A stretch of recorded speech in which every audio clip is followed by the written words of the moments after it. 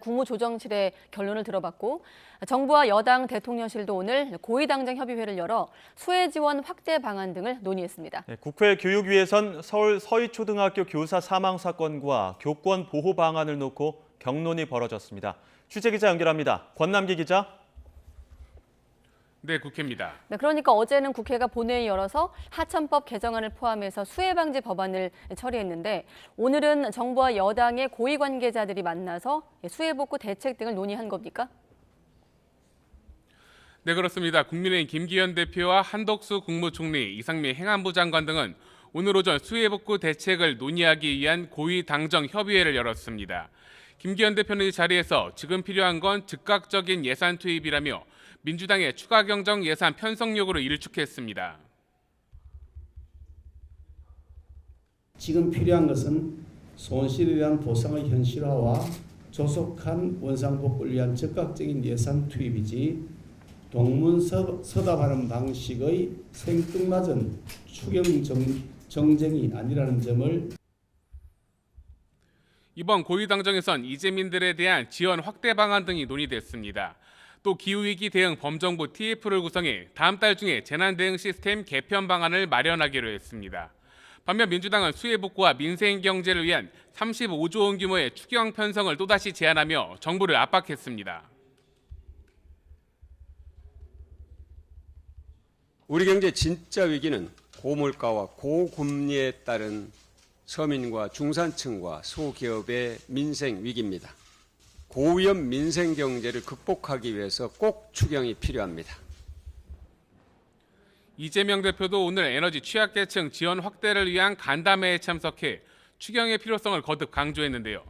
여야는 민주당이 양평고속도로 특혜 의혹 국정조사 요구서를 어제 국회에 제출한 것을 놓고도 정면 충돌했습니다. 없는 죄를 만들기 위해 가짜 뉴스를 근거로 국정조사를 열겠다는 것은 한국 정치사에 듣도 보도 못한 일입니다.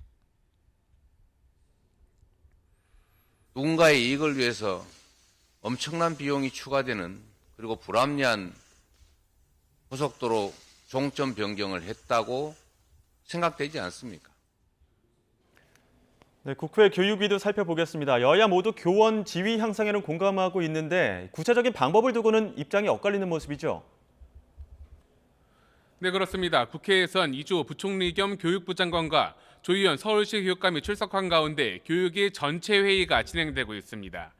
여야는 서희초 초등학교 교사 사망 사건 등을 언급하며 교사의 지위 향상을 위한 노력이 그동안 부족했다고 한 목소리로 교육 당국을 질타했습니다. 다만 교권 보호를 위한 구체적인 방안을 둘러싼 의견 차이는 적지 않았습니다. 회의 시작 때부터 교권 보호를 위해 학생 인권 조례를 개정해야 한다는 여당과 정부에 대해 민주당은 학생 인권과 교권은 상충하지 않는다고 맞섰습니다. 교권의 추락이라는 건 뭐 다 동의하는 거 아닙니까? 근데 교권의 추락이 어디에 있다고? 여기 이 사건의 본질. 네, 학생의 인권이 지나치게 강조되면서 추락된 부분도 있고요.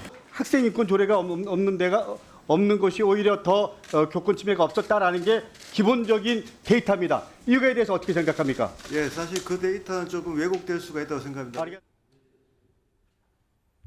서희초 사건 경위와 교원지 향상 방안을 두고 논쟁이 이어지는 가운데 앞으로 교육위에선 정당한 지도는 아동학대 범죄로 보지 않는 교사 면책 확대 법안들도 본격적으로 논의될 예정입니다.